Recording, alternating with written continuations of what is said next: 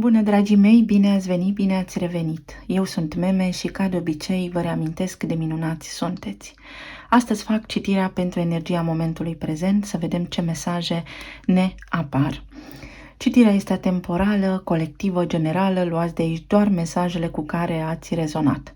Dar la cum funcționează lucrurile, dacă ați accesat clipul, cu siguranță ceva informație folositoare veți găsi aici. Să vedem așadar despre ce este vorba. Pentru cei care știți deja modul în care lucrez, vă mulțumesc că sunteți aici ca de fiecare dată. Pentru cei care sunteți noi, bine ați venit. Mai repet informații, mai reamintesc lucruri pe care le-am spus în trecut, dar în fiecare zi încerc să vă aduc lucruri noi care să vă ajute. Să vedem ce mesaje noi ne apar acum în zona de relații, la nivel de plan material și emoțional. Sper că sunteți bine, sănătoși, având în vedere energia în care ne aflăm și modul în care lucrurile funcționează și se schimbă. Avem ceva bătăi de cap, se anunță și septembrie o lună intensă, dar le luăm pe rând. Ce stă la baza citirii de astăzi? Numărul 13, transformarea la nivel emoțional. Lacrimile care au fost vărsate să fie transmutate, alchimizate. Apa este elementul din natură care are memorie. Există studii prin care au oglindit deasupra apei o imagine, iar apa, apoi când a înghețat, a păstrat acea imagine ca într-o fotografie. Deci aici, prin lacrimile acestea, încercați să descărcați amintirile care vă fac rău, încercați să vă încărcați cu energie pozitivă și încercați să vă hidratați pe cât se poate de mult. Un mesaj care poate apărea aici într-o dimineață, într-o formă foarte neașteptată. Avem de-a face cu magicianul și împărăteasa. Deci dacă doriți să realizați ceva, puneți-vă la contribuție mintea, intenția, dar și emoțiile. Natura pură, ce frumos, vulnerabilitatea, steaua și vindecarea originilor noastre. Numărul 7, faetonul, ceva acțiune veți avea zilele acestea. Au loc niște lucruri în jurul vostru care vă ajută să vă vindecați la nivel emoțional. Aici poate fi vorba despre o relație de iubire din trecutul vostru, care se poate acum alchimiza, fie puteți să vă împăcați la propriu fizic cu persoana la care vă gândiți voi, fie puteți să vă împăcați cu trecutul, nu la nivel de resemnare, ci la nivel de integrare și de depășire a acestor traume, înțelegând că unii oameni vin în viața noastră pentru a ne învăța niște lecții, alții pentru a ne ajuta să evoluăm, iar alții pentru a rămâne. Să vedem mai departe. Pentru alții dintre voi aici este o nevoie să vă întoarceți la natural. Aveți grijă la dieta alimentară pe care o aveți. Aveți grijă la lucrurile pe care le purtați. Aveți grijă la gândurile voastre. Să fiți în acord cu vibrația planetară. Avem numărul 5, ce interesant, și văcuța în astrologia celtică. Avem deopotrivă ca semne aici, semne de pământ, semne de apă, foarte vizibil. Avem taurul și fecioara. Numărul 5 al înaltului preot. Cineva este cu ochii pe viitor. Puteți avea parte de o surpriză, o comunicare care acum să traseze linii foarte clare într-o relație pe care voi o doriți și în funcție de acestea lucrurile vor fi foarte bine stabilite, foarte bine trasate și foarte bine delimitate, fără confuzie. În Înaltul preot aici vorbește și despre ascensiune spirituală, despre o eliberare, despre nevoia de a mă simți în siguranță, dar în egală măsură este o nevoie de minte limpede, minte limpede. Numărul 7 din nou, ce cifre spirituale aveți aici. Avem stejarul, stabilizatorul, o situație se stabilizează, vedeți cum are mâinile poziționate ca și în cartea Justiția. Numărul 7 aparține faetonului. Față în față, două vrăbiuțe care stau față în față, doi oameni care își vorbesc, doi oameni care clarifică trecutul sau doi oameni care, acum, în funcție de experiențele lor anterioare, vor lua decizii pentru viitor împreună, decizii care vor duce către un drum stabil, către o viață stabilă, către o viață așa cum vă doriți voi. Ce mai avem aici? Da, astăzi este o citire predominant despre relații și iubire. Nu sunt excluse nici celelalte arii din viața noastră. Iubirea. Ce arhetip ne ajută? Ce semn? Ce semn? Septembrie. Fecioara și Balanța, Peștii și Berbecul. Axa destinului din Berbec și Balanță în acest moment. Nodurile lunare despre care am vorbit, există clipul postat. Lucrurile care vor apărea în viața voastră în următorul an și jumătate vă vor da de gândit. Veți avea nevoie să luați decizii cu mintea limpede, să fiți lucizi, coerenți, pragmatici și să vă eliberați de sacrificii inutile, să înțelegeți cine sunteți. În aceste semne avem Chiron în Berbec, eternul rănit, care vorbește despre propria noastră identitate, despre faptul că trăim în ciclu și că istoria se tot repetă, atât pentru noi la nivel individual, cât și pentru întreaga umanitate. Retrăim istoria. Vorbeam de ună zi cu cineva și am spus, da, trăim în Atlantida 2023, părere personală despre care voi vorbi în clipurile ce urmează, și Balanța, care vorbește despre acorduri care se pot forma, relații care se pot forma, relații care se pot dizolva, dar și despre Pești, unde îl avem pe Saturn, care spune că roata se învârte și că noi, la nivel individual, dar și planetar, suportăm consecințele propriilor noastre acțiuni.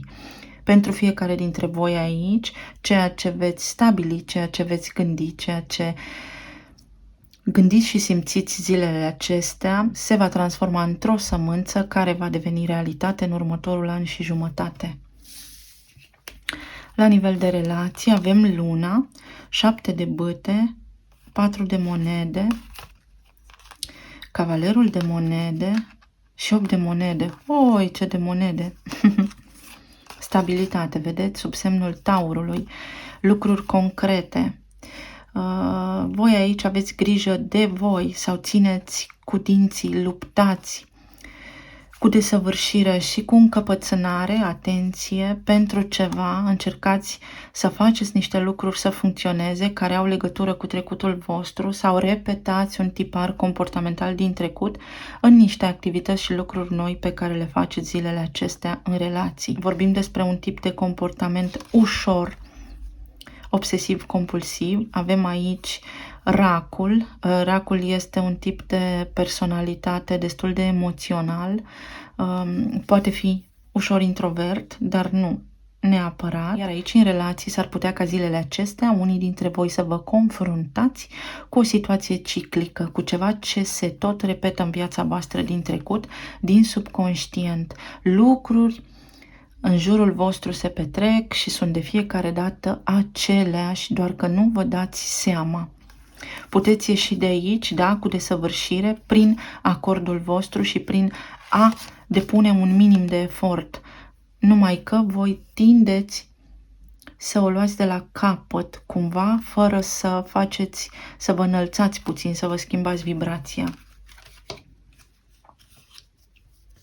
Pentru cei singuri, pentru ce luptați voi aici, ce înseamnă 7 de bâte și 4 de monede. Asul de bâte. Aveți o sclipire, sunteți entuziasmați pentru ceva, sunteți îndrăgostiți, vă place cineva, fiți cu băgare de seamă, să nu repetați situațiile din trecut, potențialul de relație este foarte bun, dar din nou, după cum spuneam, aveți tendința să repetați istoria. Simt aici oameni care se îndrăgostesc foarte repede, așa, foarte adolescentin. Pentru cei care sunteți separați, ce înseamnă 7 de bâte și 4 de monede, lumea, că aveți o decizie în aceste zile, în acest moment de luat, dacă să reluați relațiile din viața voastră sau să rămâneți în cercul karmic în care vă regăsiți deja, sau să o luați de la început, poate pe o altă cale sau poate alături de aceeași persoană, dar la un alt nivel spiritual mult mai înalt. Lumea vorbește despre o închidere organică, vorbește despre faptul că în sfârșit vă eliberați. Este eliberare. 7 de bâte spune mă eliberez de lucrurile care mi-au dat bătaie de cap, care m-au ținut în tensiune și m-au stresat cumplit până acum. Iar pentru cei care sunteți în relații deja formate, stabile, 9 de bâte. Voi aici vă încăpățânați sau poate voi aici în sfârșit dați dovadă de curaj și de vitejie, de determinare. Sau poate aveți ceva conflicte în cuplu acolo, sunteți care pe care dintre voi este mai viteaz sau poate voi și partenerii voștri acum v-ați aliat pentru o cauză comună și nobilă pentru a face lucrurile să funcționeze foarte bine împreună. Despre ce vorbește aici 8 de monede? Despre 3 de cupe, despre bucurie. Toți puteți avea parte de această bucurie, indiferent de statutul relației voastre actuale. S-a întors 6 de cupe, iată. Pentru cei care sunteți singuri, puteți să întâlniți un suflet pereche, cineva foarte asemănător vouă sau cineva care să vă lase senzația că vă cunoașteți de pretutindeni, de prin alte vieți. Pentru cei care sunteți separați, există șanse de împăcare pentru foarte mulți dintre voi, iar pentru cei care sunteți în relații stabile, 6 de cupe vorbește despre faptul că orice s-ar întâmpla între voi, la un moment dat tot vă împăcați. Deci vine această perioadă cu bucurie, atâta timp cât voi aveți mintea limpede și clară, fără scenarii, fără dubii, fără îndoială. Despre ce vorbește cavalerul de monede aici? Despre judecată, despre renaștere, despre șansa omenirii la o nouă viață, despre potențialul de a iubi sincer și pur, despre reîntregire, despre curățarea vibrației, despre curățarea percepției, despre înălțarea vibrației, despre împăcare, despre iubire și despre armonie. Toți, absolut toți, aveți șansa să vă reconectați sau toți traversați cumva situații cu acești oameni cu care ați mai tot trăit, alături de care ați mai tot avut povești de iubire, de dragoste prin alte vieți sau pentru că este Venus în perioada de retrogradare, acum revin în viața voastră oameni din trecut cu care, da, puteți să ajungeți la pace, puteți să formați relații de iubire acum, puteți să vă declarați iubirea, dragostea în siguranță sau puteți să admiteți că vă iubiți reciproc. O carte pentru toată lumea. Avem justiția. Vedeți? Justiția, că am invocat-o mai devreme. Este o perioadă în care comunicarea este facilitată și aici ceea ce veți spune, ce veți comunica, se va strânge și va crea un efect cu care veți trăi ulterior. Deci să fiți foarte atenți zilele acestea la lucrurile pe care le spuneți, la ce trăiți, ce simțiți, cum simțiți. Pentru toți în relațiile de iubire, cea mai bună carte care descrie energia. Creator, pământ, v-am spus că sunt elemente de pământ implicate acum sau lucrurile pot deveni concrete și palpabile în iubire. Avem un soare care hrănește iubirea, care hrănește verdele, care ne ajută să ne vindecăm, să ne întâlnim, să ne iubim, să ne punem în acord cu legile universale și cu lumea în care trăim. Poate aveți legătură cu semne de pământ, dar și cu semne de apă. Semnele de pământ și de apă sunt aici foarte puternice, evident că nu sunt nici celelalte excluse, avem și semnele de foc și semnele de aer incluse. Citirile astea de tarot cu zodii și așa nu dau mereu bine. Cea mai bună carte pentru relație acum pentru toată lumea, ca mesaj. Avem reuniune. Da, ne-a spus 6 de cupe, ne-a spus judecata, ne spune și această carte din Sibila, reuniune, sunt șanse să vă reuniți. Când? Acum, până iese Venus din retrogradare sau poate chiar ulterior pe întreg parcursul lunii septembrie, iar pentru alții dintre voi, între luna septembrie și luna martie, în următoarele 6 luni, mai ales că vom avea luna plină în Pești la sfârșitul lunii. La nivel de plan material, avem din nou bucurie, 3 de cupe, pajul de bâte, 6 de bâte, regina de monede și justiția. Ce cărți frumoase, minunat! La nivel de plan material, dragii mei, este timpul să începeți să vă informați, să vă documentați ce se petrece în lume. Nu este o conspirație, sunt fapte reale, sunt studiate, sunt situații ciclice care se repetă. Uranus intră în retrogradare pe data de 28 august, Uranus care se regăsește în semnul Taur. Taurul este cel care vorbește despre proprietățile noastre, despre stima de sine, despre bani, despre iubire, despre lucrurile senzoriale, lucrurile la care țin, pe ce pun valoarea. Și atunci, cu Uranus în retrogradare, care este o planetă rebelă, care este o planetă care distruge sisteme, vine cu reforme, vine cu noutate, vine cu nonconformism, vor apărea fel și fel de lucruri. V-am spus deja în citirea Axa Destinului Berbec Balanță că se vor întâmpla chestii legate de bani. Da, acea monedă digitală despre care se vorbește, toate șansele sunt ca să devină realitate până când Uranus va ieși din retrogradare. Eu zic că undeva pe la început de februarie vom avea primele vești.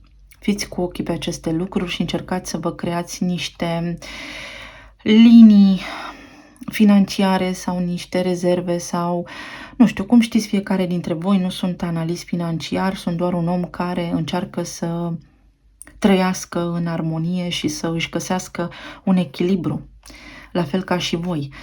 Dar puteți avea parte de bucurie și de succes dacă începeți să vă pregătiți încă de pe acum gospodăria, să vă gospodăriți, să vă plantați dacă aveți cum, dacă trăiți la casă, alimente, lucruri, să vă gestionați mai bine resursele, să vă găsiți un serviciu mai bun sau să semnați acorduri noi, contracte pe perioadă nedeterminată. Alții dintre voi văd că puteți să primiți niște moșteniri. Există aici un succes într-o instanță de judecată care va fi în favoarea voastră sau vă mulțumește. Alții dintre voi recuperați niște bunuri materiale. Alții dintre voi vă echilibrați cumva financiar. Știu, îmi veți spune că sunt puțini bani. Da, peste tot în lume se întâmplă aceste lucruri și chiar și așa încercați să fiți foarte înțelepți și să vedeți exact. Aveți, n-aveți nevoie să cheltuiți. Trăim în capitalism, trăim într-o era consumerismului în care, fără să ne dăm seama, se folosesc în marketing, în publicitate, culorile carteziene care ne fură mintea, care ne fac să cheltuim fără să avem nevoie de produsele respective și să cheltuim mai mulți bani pe mâncare decât avem nevoie. Aici este bucurie și succes. Am încredere în umanitate că își poate accesa din subconștient informațiile necesare astfel încât să depășească și această provocare. Ce ne spune justiția aici? Soarele, v-am spus, am încredere în umanitate, am încredere în voi, știu că sunteți bine, știu că lucrurile se pot alinia, știu că acolo unde este dragoste este și liniște, știu că acolo unde este suflet bun, când călcați pe un pământ, în urma voastră cresc florile și știu că lumea în care trăim poate fi bună. Încercați, după cum v-am spus, nu să urmați sfaturile, nu sunt sfaturi, sunt doar recomandări, fiecare își trăiește viața după bunul plac și după buna sa credință. Aici este o reușită, aveți parte de o reușită la nivel financiar, apar niște bani în conturile voastre pe care nu-i așteptați, de care uitați, ați uitat data la care trebuia să vă intre salariul, pensia, să încasați niște bani, etc. Vești bune. Sunt și acte semnate aici, unii dintre voi, dacă faceți partajul, acum vă primiți drepturile și aceste lucruri se aplică. Iar la nivel emoțional, iată, la nivel emoțional, vă reformați emoțional, depășiți, ia uite ce e aici, uitați cum au ieșit lucrurile, vedeți? Ieșiți din dezechilibru, vă eliberați de consumul energetic, de blocaje, de compromisuri. Minunat! Aveți o șansă fantastică, colosală să ieșiți din prinsoarea, din închisoarea minții, din conflictele pe care le aveți. Aveți o viață bună, alegerea vă aparține, vă apărați și rămâneți acolo unde sunteți, în zona de confort sau într-o stare și mentalitate de victimă în care credeți că nu aveți control asupra vieții voastre, sau folosiți focul cosmic. Focul cosmic, intenția, puterea voastră, da? V-am spus că avem genă de nemuritor. Eu nu spun că trebuie să zburăm acum, nu. Vă spun că avem putere, vă spun că suntem colosali, magnifici, geniali. Trebuie doar să accesăm în noi acea putere. Aici văd vindecare, vedeți Taurul, tema Taurului. Ați văzut cât de magic se aranjează cărțile aici pentru toată lumea. Taurul pe care voi vă urcați este semn că aici, da, poate fi împărăteasa care stă pe Taur. Puteți să stăpâniți planul fizic, să vă eliberați de neajunsuri, de muncă grea, de muncă multă, de probleme financiare, de niște pastile pe care le luați, de un tratament, să vă vindecați. Sau încercați să înlocuiți unii dintre voi acolo unde se poate tratamentele chimice cu tratamente naturale, cu lucruri care să nu fie așa de modificate și de folosite în defavoarea noastră. Ce aduce moartea aici? Ce transformați voi? De ce eliberați voi? O eliberare fenomenală este aici. Ei, nu, că nu se poate. Vă eliberați de sacrificii, vă eliberați, uitați, accesați din subconștient puterea și tot ce v-a stat acolo. Avem luna aici, luna care ne vorbește despre noi, luna care ne vorbește despre potențialul nostru. Vedeți cum în capul ei este întreg universul, alfa și omega? Da, așa este. În capul ei este alfa și omega. Este și ea însă și o stea și noi suntem praf de stele, avem compuși fizici în noi, chimici, de praf de stele la propriu. Soarele e în noi și noi suntem soarele, fiii soarelui, fiicele soarelui. Luna, vă eliberați unii dintre voi de probleme la pancreas, chestiile guvernate de Fecioară și de Jupiter, pancreas, bilă, colecist, treburi de genul acesta se ameliorează aici, stomac, gastrite. Fiți cu băgare de seamă, da?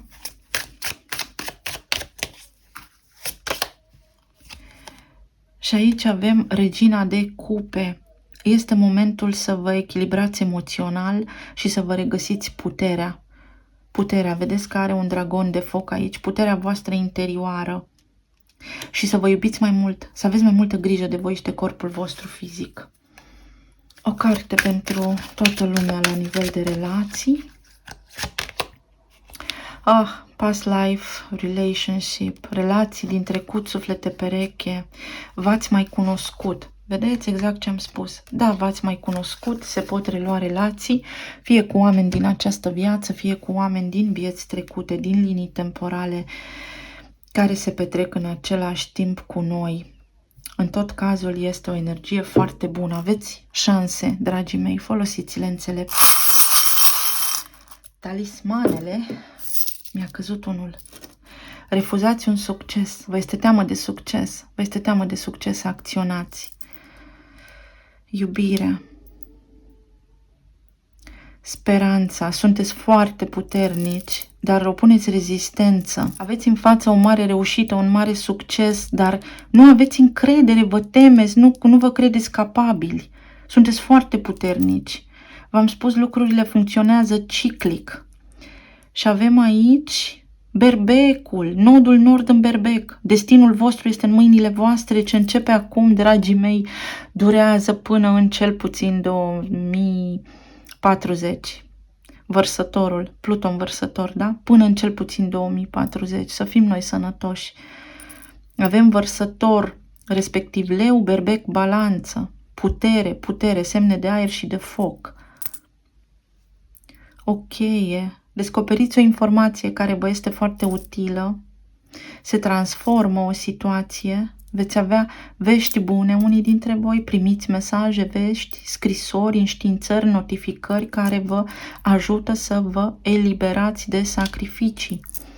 Albinuța, lucrurile merg bine, merg armonios în casa voastră. Permiteți energiei să vă ajute, roata destinului, o șansă, norocul vă bate la ușă, ceva ce are legătură cu copilăria voastră sau cu copiii voștri își găsesc acum un serviciu mai bun, copiii voștri se pot căsători, copiii voștri scapă de niște lucruri care le dădeau bătăi de cap, îi stresau. Cineva vă vede frumos, vă vede atrăgător, vă eliberați de o karmă, dar trebuie să vă găsiți bucuria, să trăiți fiecare zi cu bucurie.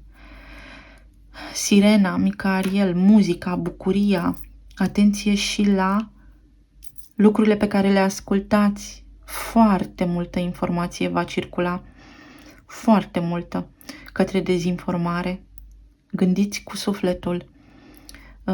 Primiți flori, primiți mesaje de iubire și de dragoste, vedeți? Se închid niște cicluri karmice puternice, împărăteasa, energia feminină va ieși așa din noi toți și va crea iubire, abundență, prosperitate. O energie masculină aici vă dă vești bune, neașteptat, de pe o zi pe alta sau din senin, abundență, aici abundență, în planul financiar, în casa voastră, în gospodăria voastră, în resursele voastre materiale, financiare, veți avea un câștig. Vă eliberați de o karmă, exact cum am spus, 8 Saturn, numărul banilor, casa Scorpionului, banii partenerului, banii celorlalți, taxe și impozite, intimitate, sexualitate, psihologie, putere, dominare. Berbecul, nodul nord în berbec vă ajută să nu vă lăsați dominați, să faceți bani mai mulți, să fiți încrezători în propriile voastre puteri, să aveți curaj, să vă simțiți în siguranță în relația voastră intimă. O sincronicitate, veți vedea semne, veți vedea simboluri care vă ajută și vă răspund la întrebări. Și să vedem ce ne spun și inițialele. Avem inițialele I, Q, P, L, U, M, Y, B. Mulți lemurieni aici. Lemuria, nemuritorii, da? De acolo venim, unii dintre noi. Mul înseamnă măgar. Cineva vine cu urechile lăsate, cu coada între picioare și își cere scuze. Pi 3,14 pentru greșeala pe care a făcut-o, pentru eroare. Alții dintre voi, atenție la bacterii. Pe unde puneți mâna, spălați-vă pe mână, pentru că există aici predispoziție la nivel de umanitate să captăm chestii care sunt virale și pun ghilimele de rigoare. IQ, persoane foarte deștepte, vă luminați, faceți pași către ascensiunea voastră. Atenție la prădători, da? Atenție că sunteți vegheați, atenție la oamenii din jurul vostru, în cine aveți încredere, vreți să reușiți, țineți-vă gura. Natura. Trebuie să vă conectați cu natura. Cineva foarte puternic aici vă ajută, foarte puternic. O surpriză, o veste neașteptată apare pentru voi aici.